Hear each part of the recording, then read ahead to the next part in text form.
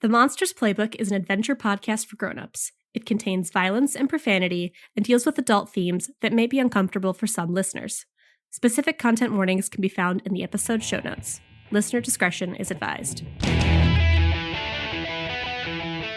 Welcome to the Monsters Playbook, an actual play Monster of the Week podcast that has just about as many inside jokes as it has NPCs, which is a bold claim as we do have a truly irresponsible amount of NPCs. This week on the cover story, we've survived. By the skin of their teeth, the team managed to fight off the Riders of the Sky. And with the fighting done for the moment, it's time to crank the dial all the way into figuring it out. Mark, Kira, Anna, and Theo want answers, and they want answers now. It's time to go straight to the source, no matter how scary that source might be. I'm John, and I play Mark Clayton. I'm Lauren, and I play Kira and Anna Ashwood. I'm Miah, and I play Theo and Nessos. I'm Jonny, I play literally everybody else. Let's get some answers.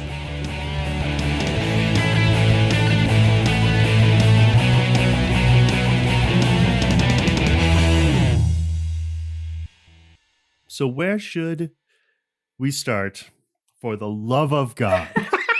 I don't know. We're all in the Clockwork Child, I think. We all moved inside. Mark's in the tapestry. Oh yeah, that's right. I'm hurting pretty bad. I guess Anna would say I forget, is it Lincoln or is it Ramsey right now? It's Lincoln, and he's busying himself with repairing the exterior wall. Okay, well, I think Anna would walk outside to Lincoln and would be like, so about the woods tapestry, is there a way to retrieve my friends? Or are they just stuck there now? Oh yeah, of course. They'll come out when the woods is done with them. What does that mean? That sounds like it's going to eat them. It's the woods. And he's like, just looking up at you just to respond and go back to work. Like, doesn't eat anybody. I understand that the woods means something to you, but the woods means something completely different to most people. So what exactly is the woods? Would you roll manipulate someone? She got +3, 9. And like stand up. For what it's worth, I think Anna would maybe like helping like clean up some like debris or something while like she's waiting for him to reply. As you're doing that, then he'll like lean back against the exterior wall and kind of look off wistfully and go, in a way, it's my hometown. Really? How's that work? It's kind of a long story. Listen, Mark will probably take the longest, but the woods won't think that anybody came in unscathed, so it's gonna give your other friends a pretty good once-over. They'll be okay. It's what they do. Is there any way for them to leave, or does the woods have to decide that? It's not sentient in the way you understand it, but it is in charge of that particular decision, I suppose. Is there any way we could expedite that process? I always find that hard work helps make the time go by. Anna just like gives him the most sarcastic look. Yup. Okay. Do we need to like redo the wards, or are they still intact? Let's call that an assignment. Why don't you find out? Anna will set about doing that. She will walk, I think, the perimeter of the building. While she's doing that, she's also going to be making sure that there's no other fucking threats coming for us, and be making sure that we are safe. But she's gonna, walk the perimeter of the building. I don't know like what it would look like and how the like wards are set up, but I assume it's some sort of like runic magic or something. I think the potency of Lincoln's wards are actually a lot more concentrated. Yeah. So they are able to be smaller, less noticeable, and more diffuse than they have to be on, say, Mark's house. Mm-hmm. Why don't you roll investigate a mystery? Oh, come on, Anna. Fuck my life. 6. Oof. So no, the wards are fine. Fine. Comes back. Do I notice any suspicious activity outside of that? No, you're pretty much 100% sure that you're safe. That's not even like a separate read a bad situation roll. Fine, Jonny. Okay, Anna's coming inside. Those would have been your 2 questions. Anna comes back and she's like, I don't know, they seem fine to me. Well, there's cookies in the break room if that's what you're here for. I think Anna just kind of like gives him a very look, kind of just like arches her eyebrow and is like, really? And then walks in like backwards and just does like one of these that walks in. You know that's not why I'm here. When you walk in, you take a few steps inside. You know how when you regularly go in or out of a store like this and you become accustomed to the timing of the door? Mm-hmm. It does not quite close. And then there is a few stomps towards you and a hand on your shoulder spins you around. Oh. What do you think this place is to me? I think Anna kind of just straightens up and looks Lincoln in the eyes. They got close. They almost got inside my store. This isn't a side quest for me, kid. It's not for me either. This is like the only place where This place means a lot to me too, okay? Look, I'm sorry if you think that I'm not cut out for this shit or I'm not the perfect student. That was always Kira. But I'm trying. And I think she kind of like looks at back at the store and looks back at everybody else that's inside the store still. Lincoln kind of leans back, also realizing that he just had this outburst in front of everybody. People like that aren't supposed to know about places like this. It's not just me this place keeps safe. Who else does it keep safe? I've met my bird. I have some favorite customers around the town. And there's an apprentice that would otherwise be in quite a lot of trouble. I think Anna looks down at the ground, kind of like kicks it with her foot and is like, "Is Apprentice pretty cool?" We'll manipulate someone. It's a 7. Why do you know one who's looking for work? Nah, she's this one anyways got a pretty good job. I think she kind of like playfully like punches Lincoln on the shoulder. I'm sorry I'm such a dick sometimes. You shouldn't be. Okay. West Wall wards are weak. You're going to want to take another look. Fuck, okay. She'll go look at the west wall. Theo, what are you doing? For those who are paying attention and looking, you can't see Theo, but Clone Theo is still there. And Clone Theo is sitting on the ground, and there's noticeably like space between her and the wall that's kind of like too much space. You know, when you look at like tall grass and like when it blows in the wind, you can kind of see something, but it's still like obscured. If you look hard enough, it's kind of like that. Looking at that space next to Clone Theo, you can kind of make out the silver gray hair and not sweatshirt wearing Theo. And she's just sitting there, I think just staring at the ground. What's going through her head? I know you want to tell me. There's a lot going through her head. I think she's definitely feeling Theo a year ago, the one that was just trying to get a hold of her magic, but like causing all the problems. When she tried helping Kira and like instead plowed her over with a wave of snow and crushed her in a car, or like the time that she tried helping Mark but ended up like blasting him away with her force.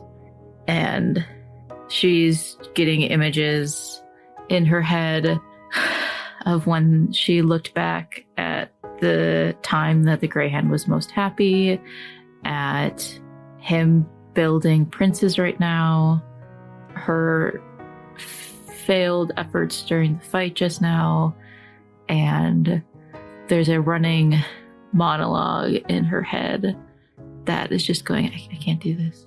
I can't. I can't do this. I can't do this. Would you let me, Jonny, have healed Clone Theo a little bit? Functionally over the... Well, no, never mind. This isn't a new mystery. Why did I think it was a new mystery? It's not a new mystery. I would let you do that if you use magic. 11. So she's at 4 harm. Okay. What's Kira doing? So I think Kira's like, God damn, how do we get Mark out of this tapestry? I need to talk to him about something. But I kind of think she's doing her best thinky face right now. She's kind of just sitting there mulling over what to do next, because with some of the information that we learned last episode, I think she's kind of rethinking some thoughts and theories that she had formed in her mind, specifically around Rex Crook, and is wondering if it might not be stupid or a good idea to try to invite him to speak, is one of the things that she's thinking about. But she also wants to get in contact with Ro, I think. So she's kind of like, I want to get Mark out. Yeah. Yeah, I think Kira's just checking in on everybody. I The only other thing I'm thinking that she might be trying to do is talk to Dawnbreak about something for that sect role that I had. Okay. Sorry, I don't have anything else really. That's fine. Mark. Yes. So you blink your eyes open. You are basically on like a patch of grass that seems odd somehow, but you don't care how exactly because there's like Catrell is there and Yano is there. And there's something weird about like looking at them. Like they clash with the background strangely. What the hell is going on? Am I okay? Catrell is like next to you and like sort of. I think Mark kind of like pulls back a little bit because of the weirdness. Okay. You guys, where are we? You're bleeding like a lot. I look down. What do I see? You're like, yeah, you're basically covered in blood. I mean, is there a hospital nearby or something like that? Like, am I gonna die? I'm just trying to think if Yano would decide this is inappropriate, and I don't think he would. He would like sort of reach back into a pocket on his vest and pull out like a roll of bandages. In this place, I think we must become our own hospital. What? What kind of shirt are you wearing, Mark? Probably just like a black baseball long sleeve shirt or something like that. Like it's got like black and then like kind of grayish sleeves, I guess. The grayish 3/4 sleeves? Yeah. Okay, because Yano's going to take out his knife and cut it off. Like slice it up the front to pull it aside to sort of get at your wounds. Okay. Is this actually going to stop the bleeding? He's staring at your chest confused. What is it? And then he like takes a sort of bundle of bandage and wipes across your chest, and like any wounds that you did have when you came in are closed. Not healed, but like you're no longer unstable, first of all. But like it's as though someone has been holding your injuries stable for hours. Apparently it did work. I don't feel like it worked though. What's happening to me? Roll read a bad situation. 12. Advance move. Okay. So here's the free bit of information that I'm excited to reveal to you. Surrounding you in a sort of concentric series of almost like living, moving circles, and also suturing any of your open wounds is like a sort of glinting green thread. And you can like see and sense that because of your sight, but also it sort of makes sense why Catrell and Yano looked so strange when you first opened your eyes, because they are like human live action people, but they're standing on grass that's been like woven out of embroidery thread. And you sort of look to one side and you can see a couple of trees in the middle distance, and they too look like they're just like stitched together out of thread. And this whole place kind of looks like it's like looking at like a post-impressionist painting, but everything is made of really fine, intricately detailed stitching. And just so I'm understanding, they're here in this plane with me? Yep. Like, okay. And then yeah, you look all around and you are in like kind of a clearing in the middle of this. There's trees all around you, and they reach up to the sky where like there's a hard edge between the trees, and when the thread turns from a dark green into a bright blue, there's oddly detailed gradients of fluffy whites in the clouds. Mark puts his hand just kind of over the ground, still in pain, and goes, What is this place? Have you seen this? Everything is made of thread. Yeah, it's Mark's eyes just kind of wander up and into like just everything. It's like the strangest thing about it is that the threads itself are moving such that they are sort of transposing themselves in space where, say, a branch sways in the wind. It's simulating life, basically. Yeah. So Catrell will be like, they told us to move the ugly wall and walk into the pretty wall. Your friend's boss said we'd be safe here. Okay. I just have a feeling this place is holding me together, but for how long? I mean, I guess I can walk, but I still don't feel 100%. Well? And if I leave, will I just fall apart again? We shall discover if the place wants you to be 100%. You still have some questions if you want to ask about yourself or the place. You still have all the questions. Are there any dangers we haven't witnessed? No, like, you get a pretty clear vibe on the place. all the like healing and growing parts of nature without the like predator, the whole murderous Mother Nature aspect of natural spaces is absent here. There could be no dangers here. Clarifying question, Johnny. Does Yano and Ketrel have Sonoma and Docker's skulls with them? You told him to, right? Yes. Then yeah. Okay. Just wanted to make sure that they had got the instructions correct. Did Iniko go in with them? I think you said at the end of last session that Iniko was sitting there waiting for them, or like sitting in the Clockwork Child waiting for us to enter. Okay. But if you want him to be in there, then sure. He's your familiar. Yeah, I think he was outside. I think he's outside. I think he's accompanying Anna as she's going around fixing up these wards. Because he can't help you if he's in there. Yeah. I do want to really briefly then, if he's walking around with Anna helping to reassign the wards, he'll like be sitting on his haunches behind you as you're sort of looking and scratching back in some words. Your changeling Two Legs seems upset. Is he talking about Theo? He's talking about Lincoln. Well, Lincoln. Oh, okay. Sorry, I was confused. I'm like, changeling? Oh, I see. I know. I was like, oh. Yeah. Their home was, this place, which is kind of like his home, is very important to him. So a little rattled, I think, by the whole thing. He did much yelling. Yeah, I kind of pissed him off. Made him mad. You piss off him most of times. He's never done yells. Not like these. Yeah, I think I hit a sore spot, maybe. I don't know. Do you think I need to do something? Should I make it up to him? I don't know the difference between sore spot and normal spot on your 2 legs. No fur. You must be so weak all times. Yeah, we can't all be as strong as you, buddy. Can I ask, has Iniko and Cerberus met? Probably not officially. I wouldn't have instigated it. I think Cerberus is around somewhere. I never really used him in the fight, but he was summoned. I mean, there's a non-zero chance that Cerberus is like curled up around both you and Clone Theo. Yeah, that makes sense. 3 heads like resting on paw, one head on top of another one. I think Anna says that. Can't help be as strong as you, buddy, and like scritches him. Yeah, back inside. So Mark, you still have another question. Yes. Is there a way for me to further heal in this place other than being sustained? So that is what's happening to you. Oh, okay. So like even after a minute or two, you can tell that you are getting better. Getting stitched up. You are not being held together. Like, oh, I thought you were insinuating that just the wounds were covered or whatever, but everything else. No, like you are being sutured.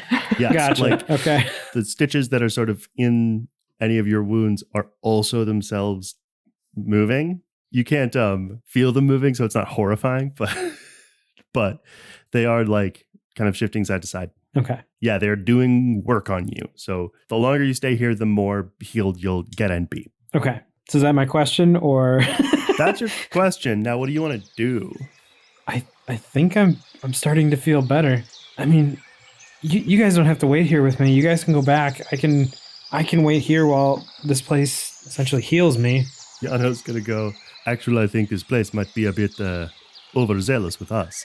And he'll like lift up his shirt, and at the like top side of his belly, there's what appears to be like a very old scar that's being sort of liquefied Oh and my gosh. stitched back in place. Oh, wow. Catrill's gonna kind of be like, yeah, I think this place is like pretty much literally made out of magic, and she disappears. Where did she just go? Does she pop up next to Kira? If Kira's in the room with the... Yeah. Kira, roll act under pressure. 8. Do you want to dodge or do you want to get hit? Dodge. Okay. You're looking at the tapestry and you think you saw something move, and there is like amid this very beautiful looking, just kind of a path, and there's a bunch of evergreen looking trees. There are a bunch of human figures, but they appear to be kind of in the back and in low detail. But then there's a set of them that are, you swear you saw one of them move. And so you kind of squint and lean forward a little bit. And then you get a feeling and you step to one side, and at your feet on her back falls Catrell. Oh. And she goes, "Ick." Sorry. And Kira will like extend a hand down to help her up. I don't think you did anything. Wow. Yeah, this looks much more normal. She's looking around the room. Are you okay? Is Mark and Yano okay? I must be okay because it booted me out. Huh. Yeah, Anna never really explained what this thing does. But you look okay. I think Kira kind of does like that mom thing where she like starts like looking over to like make sure like she's not harmed. Like look, hand on her face, looking behind her ears, checking the base of her neck and stuff. Yeah. This is weird. Sorry. You look like you're okay. You're here. Yeah. You got inside. Yeah, the barrier, we were able to get rid of it. Theo's here too. She's just taken a second, I think. It's kind of a long fight. Yeah, you would have probably had to kill them a lot of times. Yeah, it was very frustrating. There's lots of things going on and conversations that need to be had. Was everything besides, the people coming here okay while we were gone? What could you possibly mean by that? Like nothing else out of the ordinary happened.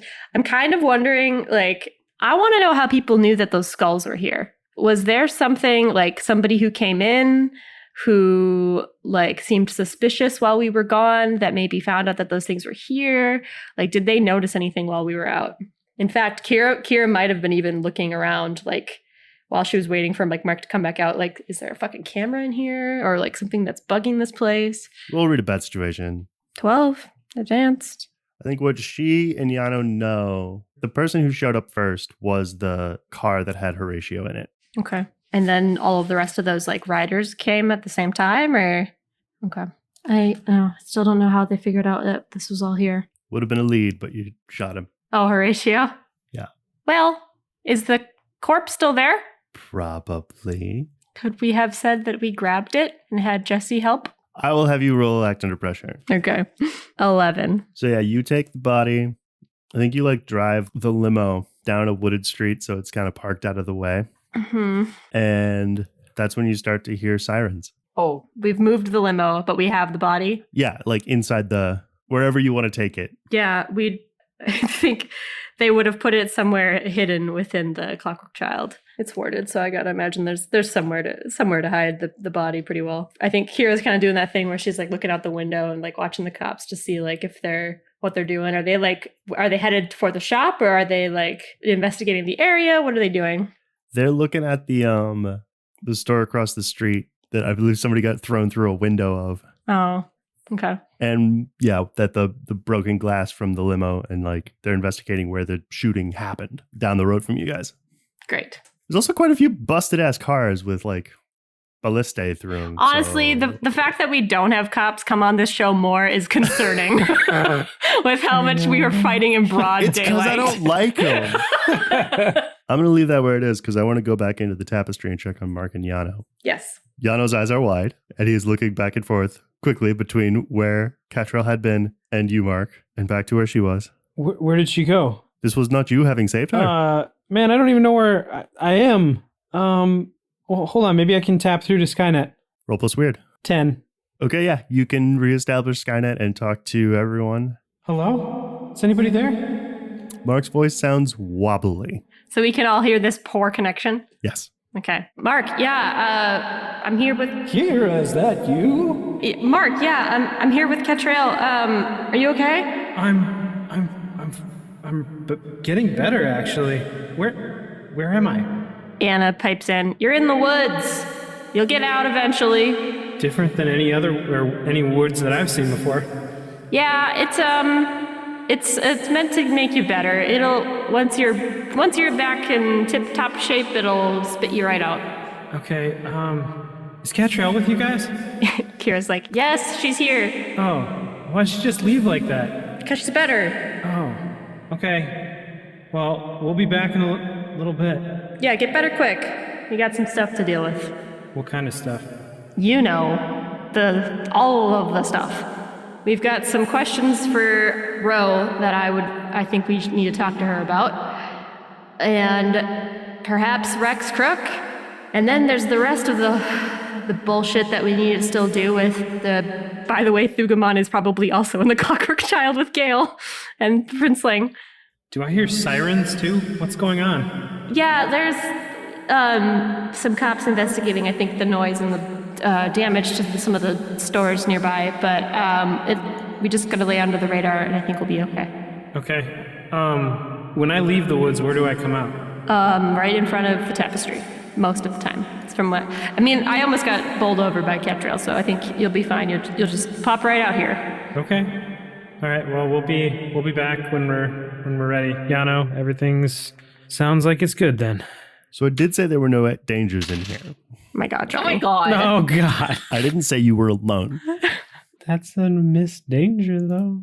Thinking so that they were safe in there, Johnny. All right. I Well, know. Yano, you ready to go? Go to where?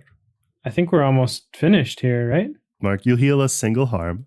I think that you are far from finished. And you will hear like a rustling in the trees to one side of you.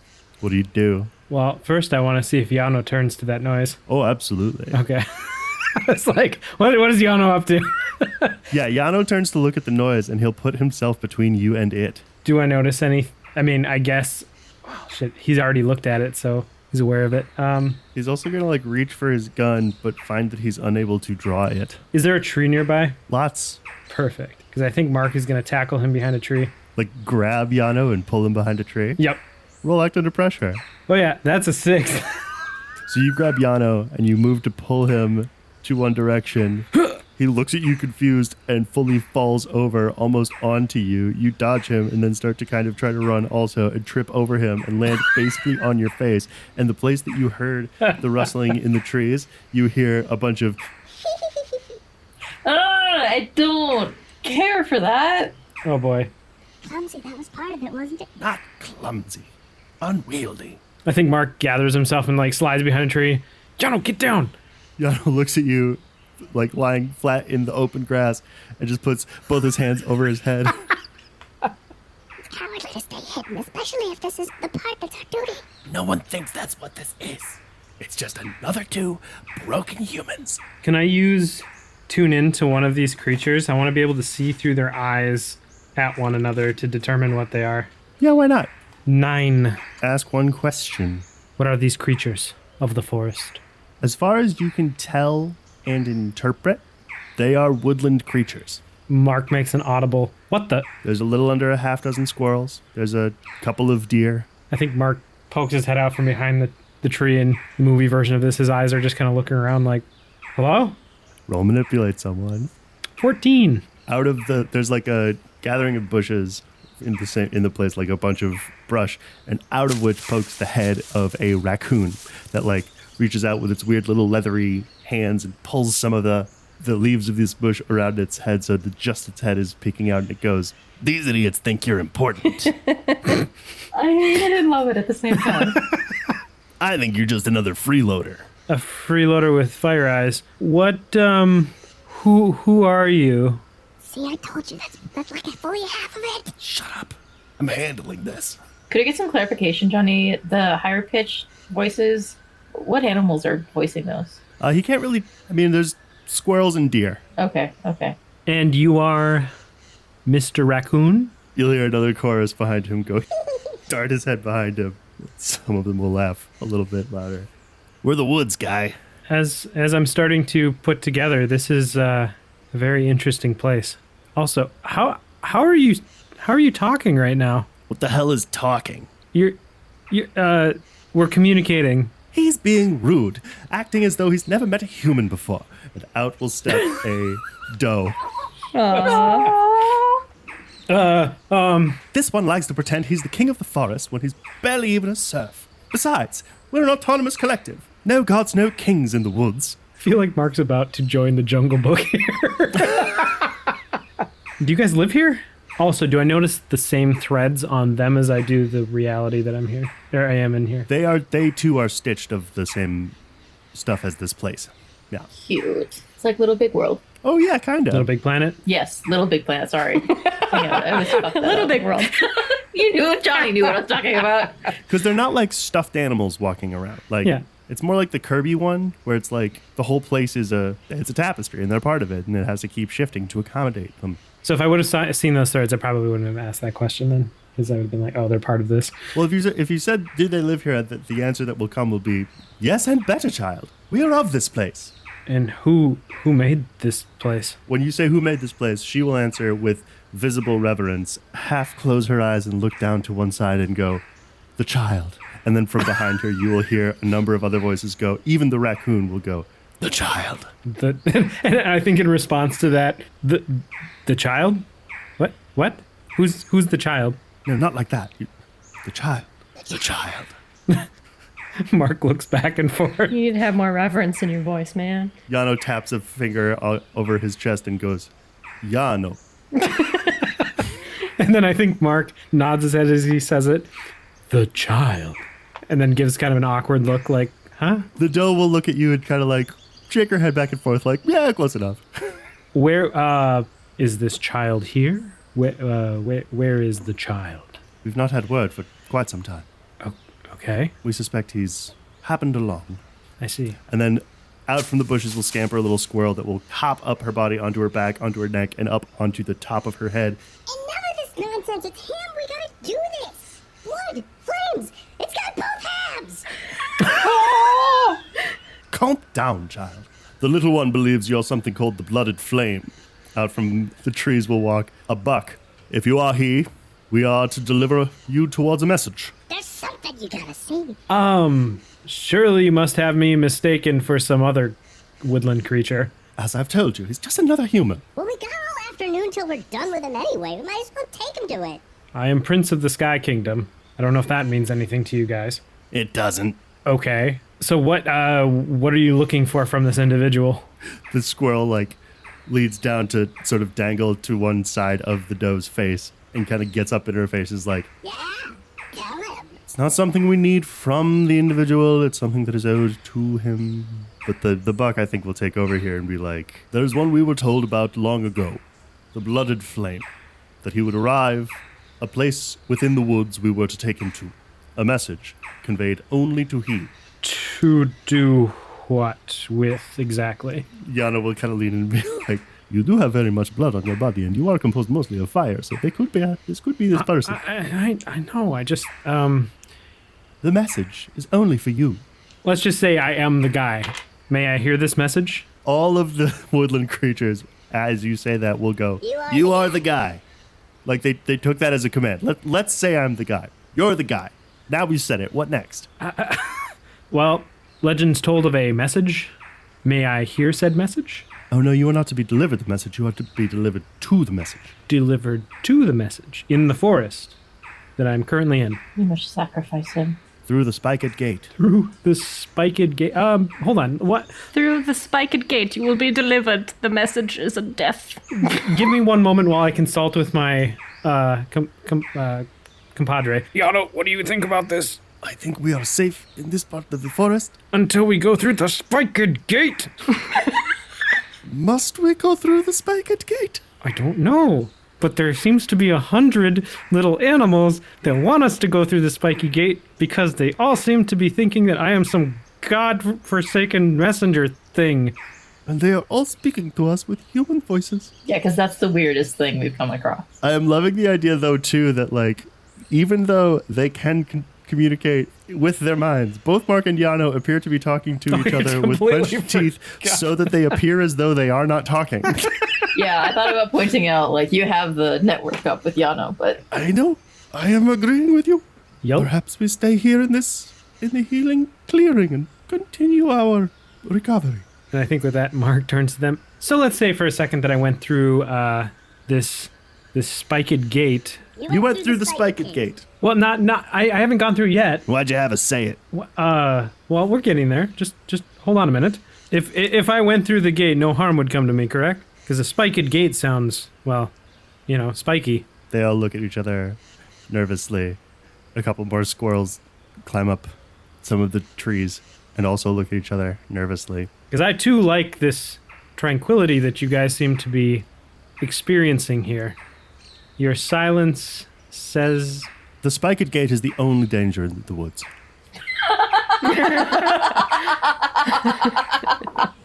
So I say there's no danger.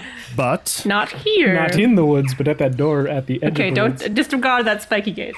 the tablets seem to indicate that the blooded flame would fear no harm from them. From them. Who's on the other side of the spiked gate? The spikes, idiot. Just the spikes. It's actually under dispute. It's not disputed. It makes sense. There's one gate, lots of spikes. Ugh. Let me see this gate of spikes, Mark says cautiously. And he wants to see it.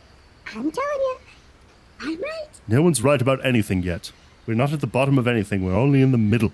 Come, blooded flame. Mark looks down at his clotted blood and is like, okay. Your wounds are getting a little better. Still have blood all over him. Like, they walk a ways into the woods that you're, like, standing in this clearing and you can kind of see past the tree line. They walk a ways, and then when they get to a spot that you hadn't noticed before but can pretty clearly see through the tree line, that there is a well-trod, like, path. Kind of beaten down to dirt and dust and lined on both sides with clovers. And all the squirrels are going to scamper down. The raccoon is going to, like, kind of join, basically be in the middle of them, kind of trying to act like a tough guy big bro. I think Mark is, like, walking towards this and looking down and kind of around as all these animals are just kind of gathering. Yep. They're not making much noise, but if you look up, there are a bunch of very small birds looking at you. Sorry, I'm a one-bird type of guy. So Mark is walking towards this gate with all these woodland creatures. Has anyone gone through the gate before? You are walking down this path. Sorry, down the path towards this. Ostensibly, like, you can't really see, there's no gate in sight. Like, they're kind of leading you down this path and sort of over the river and through the woods. Well, so what was your question? And I asked this to the woodland creatures. Has anyone gone through this gate that you know of? Not successfully. I'm on my second pack of the day. He just smokes used cigarettes. I didn't mean this to be the Voices episode, but it's absolutely going to be. I do want to say, too, that, like, your eyes are, like, sort of beginning to adjust, so to speak.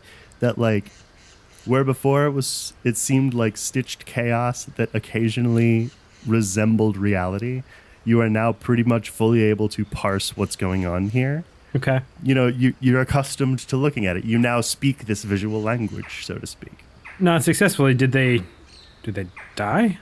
Did they recover? What happened to them? Well, kind of a lot of the first half of what your name's supposed to be.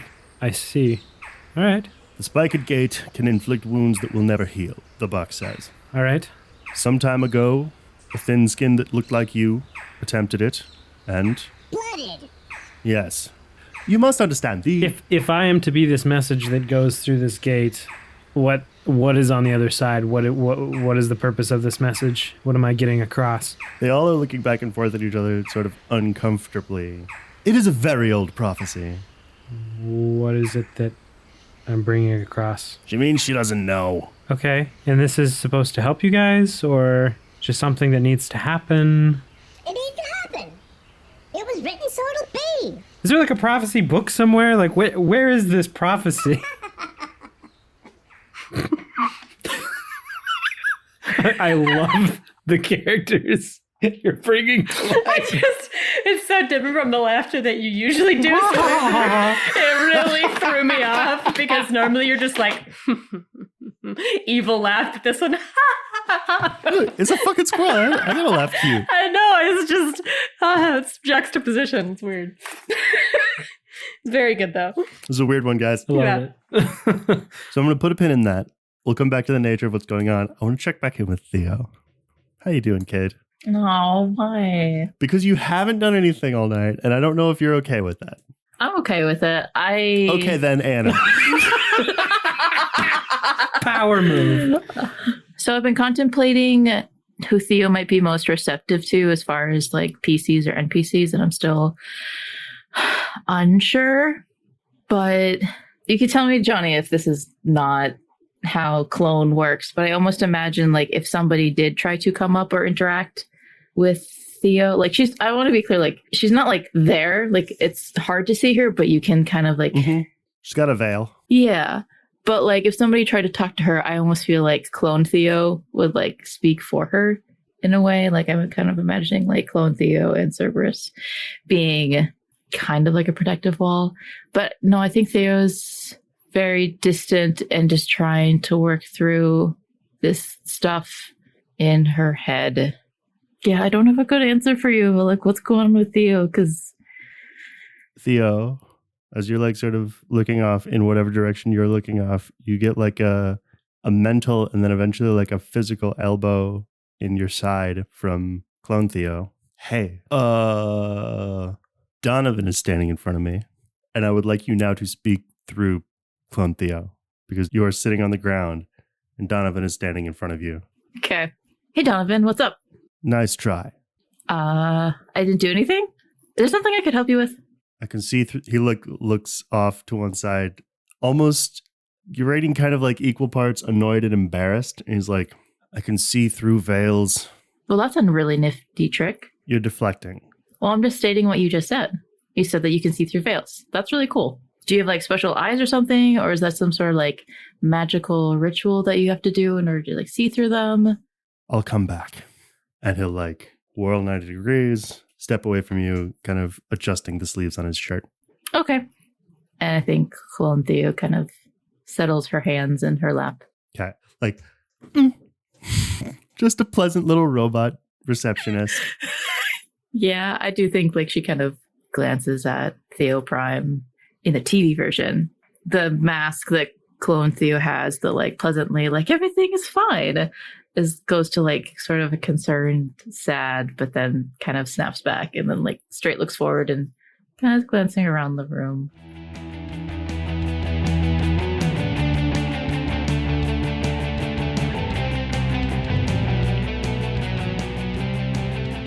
Hello, and welcome to the intermission. I'm finally here and alive, and not sick with COVID. That is good. We are both alive. We are here, and we are ready to do this intermission. Mm-hmm. What a better way to kick it off than to tell you about some announcements we've got.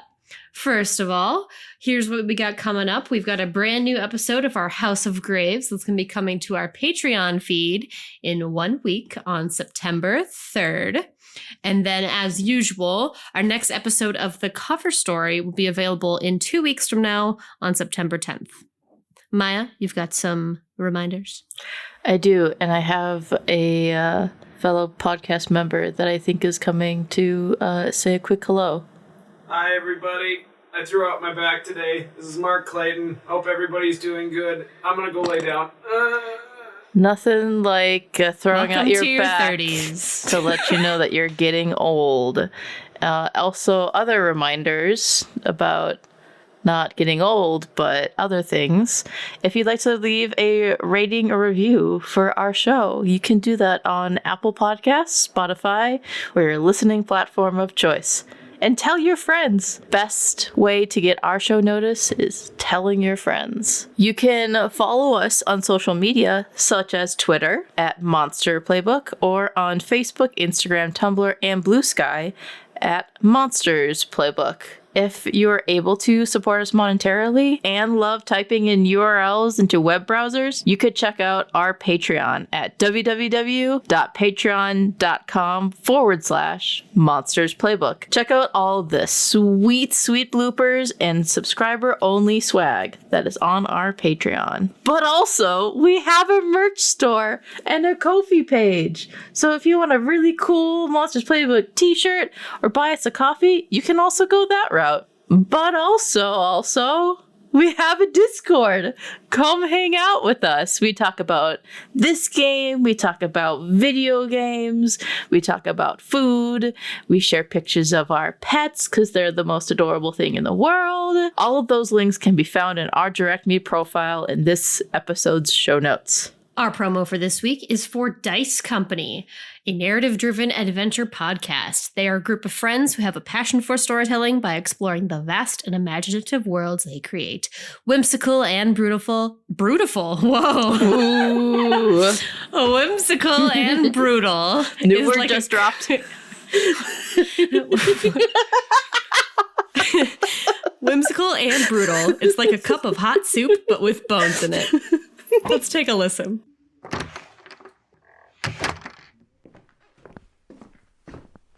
Hi there. Are you looking for a new D&D podcast? Why not check out Dice Company?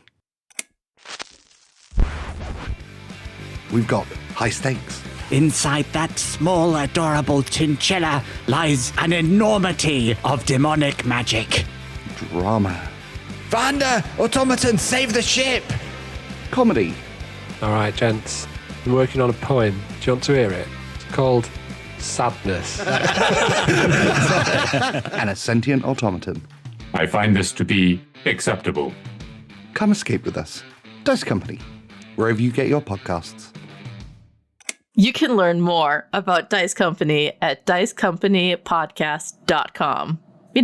Type those URLs into your web browser. You could also just go to the links that we've linked in this episode show notes. And be sure to listen to them wherever you get your podcasts. Well, that's it for our intermission. Remember to hug your cats, drink some water, and touch grass. Bye. Bye.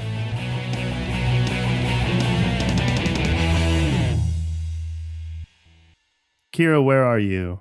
I had been talking to Catrail, but I think we had got that body, and I think she's looking around. Is Anna done fixing up the wards, by the way, by this point? She can be, yeah. Okay.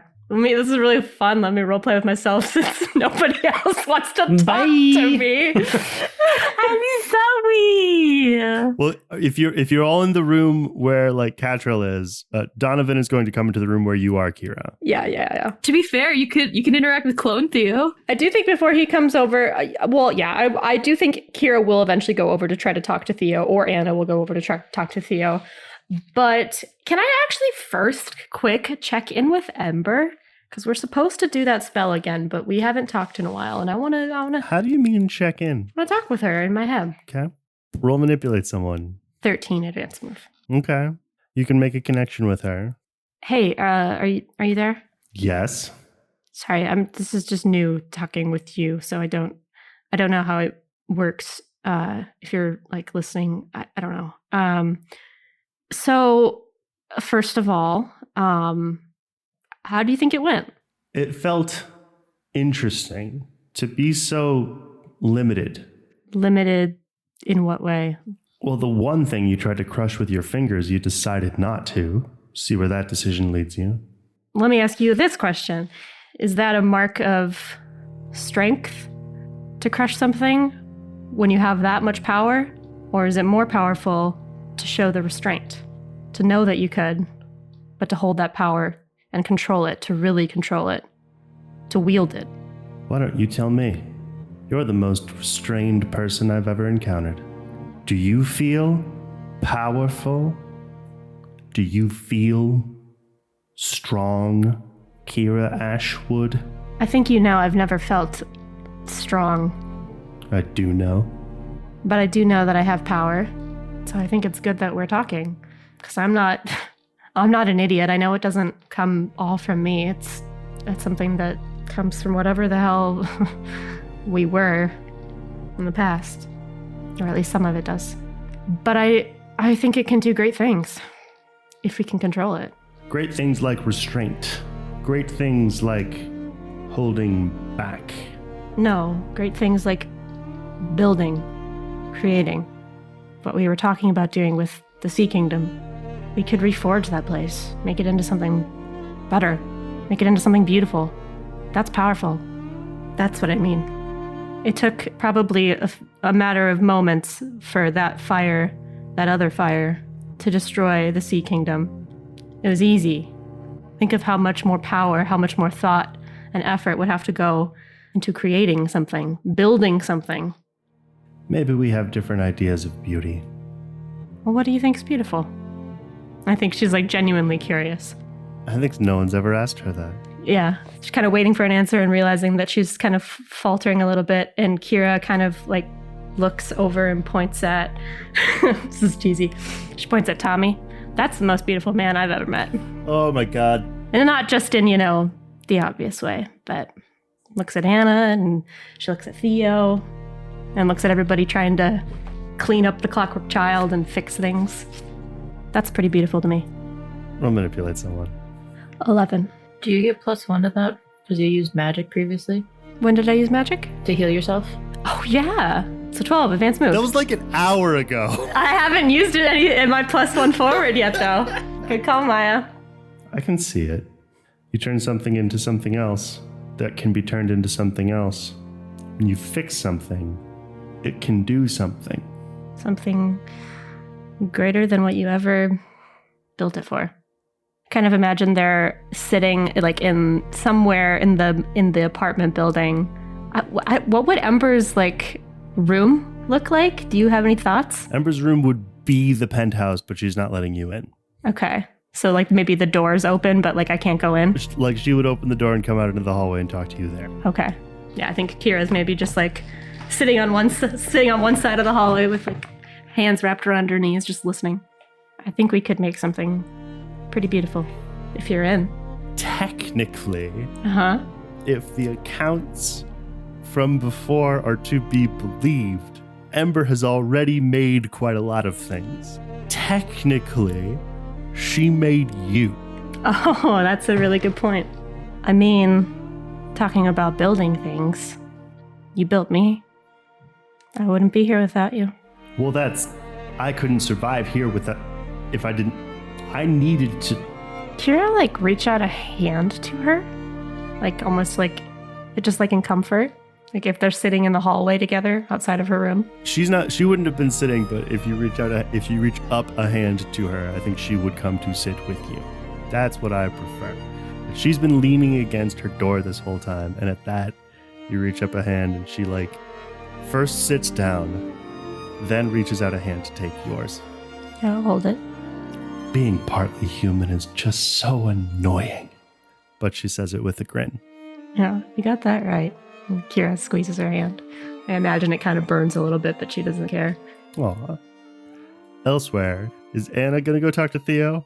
Anna, I guess we'll go try to talk to her, since Kira seems a little preoccupied. I feel like almost like a robot, like Clone Theo had been sort of like looking somewhere else, but then like turns her head when Anna comes up. Hi, Anna. Can I tell that something's going on here? I mean, roll read about situation. I do have spirit touched also. Oh, then, well, you know with 100% certainty that this is Clone Theo, obviously. Okay. The black charcoal eyes give it away. Oh, yeah. Oh, that's right. You don't look like her. Eyes. So, yeah. Okay. And Clone Theo has like her original hair. And so you're just kind of using her as like to hide, and like actual Theo was like hidden from view? Is that how you described it? Or actual Theo is like veiled. Like the way it works, there was a private message roll where Theo's functionally using a killer roll on her glamour to do this, that if she were to go somewhere and hide, she would be hard to find. Because she is just sitting here, you can tell she is there. You can tell she is concealed. And then between you and her is Clone Theo, who does appear to be acting as a kind of receptionist. And also wrapped around the both of them is the three-headed, that thing when dogs like lie down like they're sleeping, but they are not sleeping. Like as if the dog were to have one eye closed, Cerberus has two heads eyes open. I honestly imagine like their ears are perked. Oh yeah. All of their ears are perked in a half dozen different directions. So yeah, Anna comes up and she knows that this is that Theo is being veiled. So she can she sort of see her, or like knows like roughly where she is then? You know where she is. I think like she said, it's like there's tall grass and you're like, there's someone in that grass. So you had said hi, Anna? Yeah.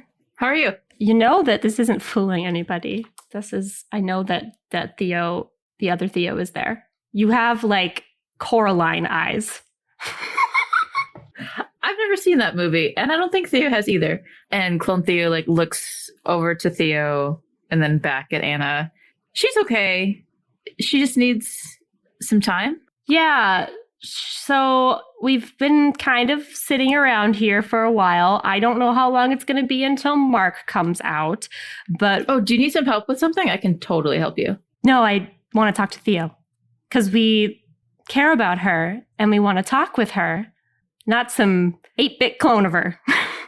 No offense. Offense kind of taken. But, I mean, I know a lot of the things that Theo knows. Like, I know that she looked on the Starking and that she's okay. She's worried about Mark, but she's all right. Mm-hmm. I think past you will walk Lincoln Ramsey with a toolbox in one hand and hefting a small ladder over one shoulder, and he'll go, lying, and walk past.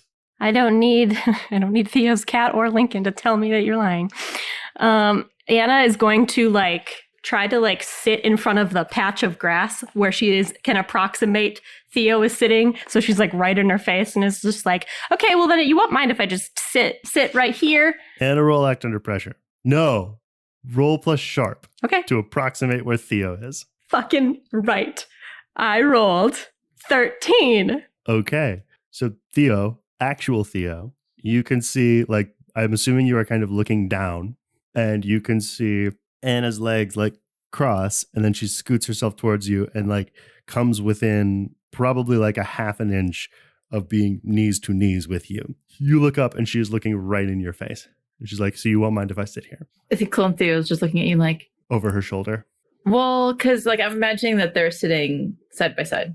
Oh, because the way you described it made me think that there was like, they were back to back and Theo was like closer to the wall. No, so like, I don't know necessarily how the Clockwork Child is like set up, but I almost imagine like their backs are against a wall. It does seem very weird that like there's obviously something next to Clone Theo because I feel like she's sitting like too far away from like a bookshelf. Oh, okay. Yeah. Okay, that makes more sense. I thought you were being, yep. Okay. So then, yeah, you will sort of like Anna will position herself like a Theo's length to the right, to Clone Theo's right, and scoot forward and be like, you won't mind if I sit here? You are looking. Yeah. And Anna, you can make it out. Yeah. And Clone Theo's going to be like, no, that's fine. Yeah. And I think she's going to like try to like look as if she's like talking to Theo, who's like right in front of her. And she's like, well, Theo, the real Theo, when you're ready to talk, we'll be waiting for you because we miss you. And we know that that fight was a little scary, but we do have a bigger fight ahead of us. And I think you know that. It's hard. And it is it's just like too much. Like it's really just, it's like too much, but we have to get through it. We just have to, but we can't do that unless we're together on this, unless we're fucking a team. And I think Anna kind of like lowers her voice and she's like, and don't tell anybody, but you're my favorite teammate. Wow. We can't do this without you. I don't want to do it without you. Anna will feel a little paw on her back. Maybe a little sad. Oh, Inako? Yeah, like, favorite teammate. Oh. And she's like, oh, buddy. And then she like puts Inako in her lap and is just like petting him. Inako like curls up in your lap with like a head on one of your knees. And Theo, Inako, that puts his face so close to you that he'll like reach out a tongue and lick your knee a little bit. Just like, blah, blah. I think Inako and one of Cerberus's faces, like their eyes lock for like a minute. And I feel like Cerberus is like, very dog-like. And just like, should I chase it? Like, one of Cerberus's heads actually pops up. Yeah, and like it's uncomfortably still. I think at the knee lick, he'll calm down. That's dog for you're a buffer. Plus, I think we need to look into this whole deal scenario with the gray hand some more. Still worried about that. So Theo's not gonna say anything, but Clone Theo had like looked off and sort of gave you guys privacy, but she will look back to Anna. And I think like Anna's a little frustrated. Like, I don't know if this is even getting through to Theo. Like, I don't know if she's hearing any of my words. I think so. And then she's just kind of sighs. Clone Theo's gonna say, she may not respond, but she can hear you. She's just, it's overwhelmingly hard. How hard it is. I know that we know this, but I don't know if you know this, but Ro was in Rex Crook's office, talking to him. Yeah, I figured that fucker was behind all of this. Don't worry, we gave him a little bit of pain. Yeah, I am worried though, Theo's. I'm scared. Just like you. I think Anna gets it because what Theo doing right now is nothing short of what dissociation actually is. And so Anna really gets it. Oh yeah. And so she's just like, when you're ready to talk, we'll be waiting. And gets up. Mark. Yes. Where you had sort of started was this like very deep, verdant green. The more you follow this clover path, the more the leaves on the embroidered trees around you begin to basically turn autumnal, and the greens give way to crisp yellows and deep reds. Do I notice changing consistency of the stitching? No, it's all... The only change that you've noticed so far has been that thing that I said before, that you are now more able to sort of interpret it as normal. Like the way the details shift no longer seem jarring to you. But no, the tightness of the stitching, the style of the stitching, the nature of reality here is the same as the green place, but now you are in sort of a more orange-red place. Okay.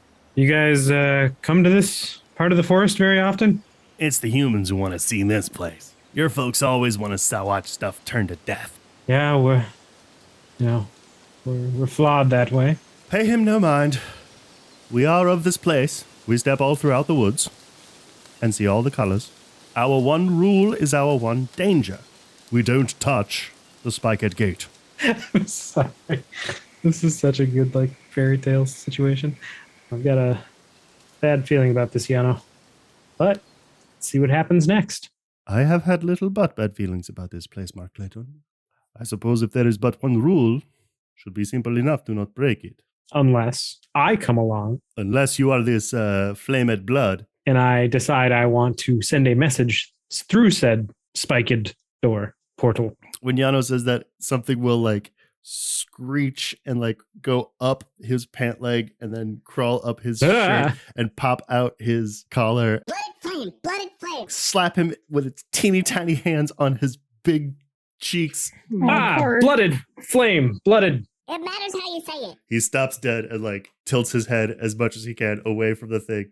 I am beginning to understand that you are particular with your word choices here in this woods.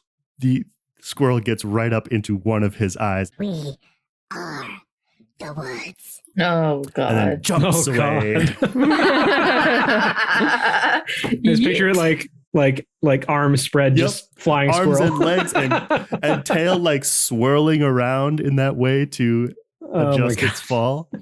And it just skitters back to join the raccoon and the other squirrels. Well, next time I come here, I'm wearing tighter fitted clothing.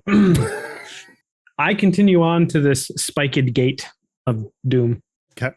Of no touchiness. I'm going to have that happen. So you will walk for, I think what registers to you is about an hour.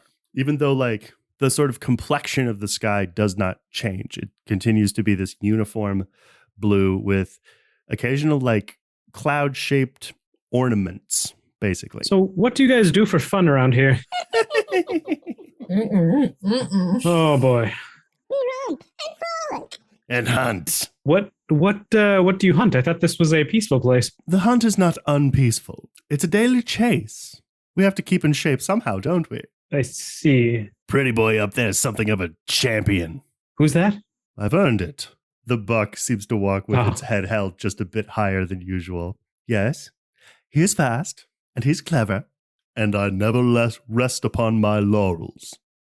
And you will sort of hit a fork off and into a deeper copse of woods group of trees that are shaded from the sky, which none of this path and little of the forest itself seems to have been, but there's a very thick thicket of trees and canopy and bushes. It goes down this dark path. It's getting kind of dark. Yeah, it totally is. Probably shouldn't don't need all of us to kind of go. Maybe you can just. We're not the blood of. Oh, you bunch of cowards! Come, I shall lead you to the spiked gate. Okay.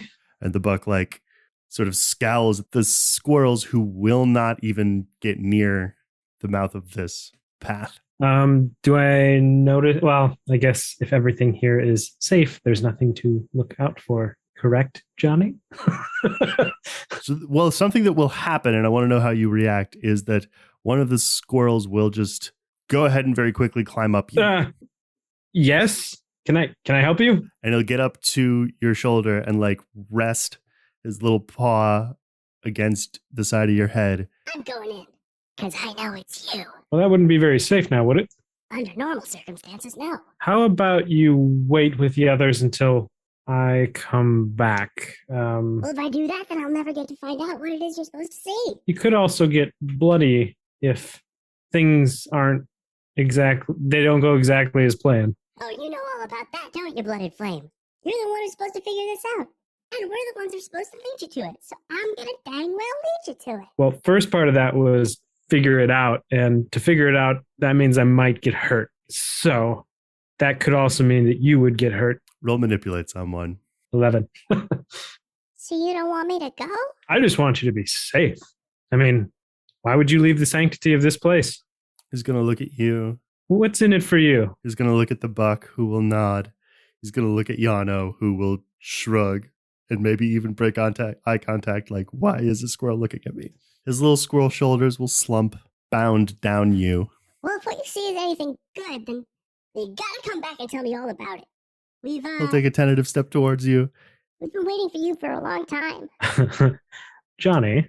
I'm Johnny. Could I use... Oh, I don't know how this would work. Basically, could I take the spirit energy of this said squirrel in my head like Dockers to witness what's beyond the gate? Yeah, roll absorb squirrel spirit energy for me. That move you Then have. make a custom move. Explain to me how you would do this. What's the... So I think I would use... You're out of your depth. Yeah. Tell me how this makes sense. I'm eager. What are you trying to do right now, John? As I understand it, the objective is to bring the squirrel along in such a way that the squirrel will not also be in danger. The strategy to achieve that objective is to somehow put the squirrel inside Mark's brain. Okay. Yes. So hear me out on this one. We've done dream dives before. Is there a way that Mark's spirit side, I'll say, can he have the squirrel relax in some way, in such a way that he's able to like fall asleep or something like that, where I'm able to kind of use my telepathy? Oh no, not telepathy. Almost like the tune in. I don't know how that would get back to me, because that's only infiltrating someone else's mind. You know what? I just won't bring him with me. Okay. I think that's fair. I'm trying to rack my own brain for ways that the rules that I've gently set up could be bent for this to happen. But I think, like, based on the situation in the TV show version of this, if you want to bring him along with you, bring him along with you. And if you want him to stay safe, don't bring him along with you. This kind of cheat code for a squirrel who you just met is unlikely to work and potentially not worth it. You want him to come, he can come. You want him to not come, he can not come. You've won that battle. It's up to you where he goes. Fine. If that is what you wish, then you can come. His ears, then tail, then when you say butt, his shoulders slump a little. But just know that there are dangers that would potentially not allow you to get back here. Is that a risk you're willing to take? I imagine the squirrel's like, yes, sir. Oh, yes. I was just going to do that. He stiffens up and his tail goes straight up a few inches above his own head, and he like throws his paw above his forehead in a little salute, and he scampers towards you and scampers up your leg and scampers up your torso and scampers onto your, and like kind of loses his grip because your shirt is just hanging open like a sport coat or something, and then he climbs up onto your shoulder and he's like, onward, blood flame. I'm not a horse, but let's continue on. Right. Sorry, sir. I'm not also sir. Let's go. Are we ready? Yeah, apparently. The buck will nod to the doe, nod to the raccoon, nod to the group of assembled squirrels, and then nod to the three of you, Mark, Squirrel, and Yano, and then head into this darkness. Oh boy. Mark immediately is going to flip his fingers, and there's going to be kind of this like orb of fire that's just kind of following to light up the space a little bit. The squirrel on your shoulder is like bouncing up and down, trying to keep from jumping up and down. Oh my God. Roll use magic, though. 12. I want to tell you that this is an odd sensation because you make this orb of fire go out in front of you. And like for the first time since you've been in here, the place now appears three-dimensional. Like where previously it kind of seemed like everything that you were looking at, it was like you were in a sort of cylinder of skybox. I know you know that term. Yes. But at this point, like the path is actually forming itself horizontally around this ball of flame. Yes. Does the squirrel maintain its proportions? Like, does it get bigger or smaller? Meaning in this... Can the squirrel step Is there a gumball machine? Is there a gumball machine? No, but this is a legit question. We walked out of this plane in which there was a cylindrical kind of skybox situation, and now we're entering into this 3D or this other dimension. Well, going from like 2D to 3D. Is the squirrel still in the same form that I saw him in the other place? You know what? It pleases me at this point to say no. That you look at the squirrel and it does appear like the little guys from Little Big Planet. Like it's like a stitched, stuffed squirrel that's moving and is otherwise 100% proportional to a real squirrel. It's just that all of the fur, all of the edges of it appear to have been like stitched together. Ditto the buck. Interesting. Okay. And you were walking into this darkness and you were following them. There's a bunch of curious, likely bird eyes outside the edges of this path. And then you find yourselves in like what should appear to be a sort of open air, C-shaped clearing that ends in this big gate. So you walk out and like the ceiling of the canopy of these sort of gives way. But instead of being the uniform blue that you'd seen before, this is like, it's stitched out of like really dark purple. Okay, so I still see stitching. You still see stitching and you still, like, the sky is still made of this. The trees are still made of it. It's just that you are like now appear to be making some kind of progress where before it seemed as though just the world was shifting around you. You can see that the like stitching of grass goes up to sort of stitching like stone, kind of cobblestones on either sides of this thing. And then there is, aside from yourself, Yano, and Catrell, this is the first... Catrell's not there. No. But I'm saying aside from the three of you, this is the first quote-unquote real thing that you've seen, which is a 15-foot tall gate made out of very thick, dark mahogany wood and covered in like 3-inch long spikes. There is hanging at the center of it 2 huge rings, also made of the same wood and also covered in such a way that it seems impossible that you could comfortably grasp them without puncturing your hand. Do I assume that these are movable? Yep. As like a knocking feature, okay. Or like handles, yeah, either or knockers. Does Mark sense any like spirit energy, or like when he looks around, he's kind of surveying this? Is there any like just anything out of the ordinary outside of these spikes? Roll read about situation. 8. You can ask one question. Are there any dangers that I'm not seeing? Until I look closer. Not that you're not seeing. Like the spiked gate is well and truly spiked. Like there's not a single place on it that you could safely touch. Okay. Could I set it on fire? Roll use magic. I'm going to regret this. I hope you do. Please, miss. 10. Why don't you tell me what happens? Tell me the form that your fire takes, at least. I think it's more like embers to be able to finally kind of place this fire, because I think I'm going to look for kind of an opening on the inside of the wood. Sorry, not an opening on the inside of the wood. Look for an opening on the outside of the wood that allows the embers to get inside the wood and kind of burn from the inside. And so it'll be more just like he kind of conjures up these like little embers that are floating and then just kind of blows them towards almost as if these embers are sentient and they're kind of like looking for an area to kind of go into. Like fireflies. And I imagine it kind of following the organic kind of form of this wood as it's going up. The one bit of flavor text I want to throw in here, because it pleases me, the hand that you do that from is still like streaked with blood. And so you hold that out, a sort of dim flame appears in the palm of that hand, and then you send out dozens, maybe hundreds of these little glowing embers fireflies. And they do their job. When they make their specific contact with this gate, it does sizzle and eventually crackle, and after a few seconds burst into flames, but that kind of flame where like an alcohol fire. Doesn't say probably like a little bit of a different color to it. Yes. It doesn't burn up, it burns off. So I think we take a step back.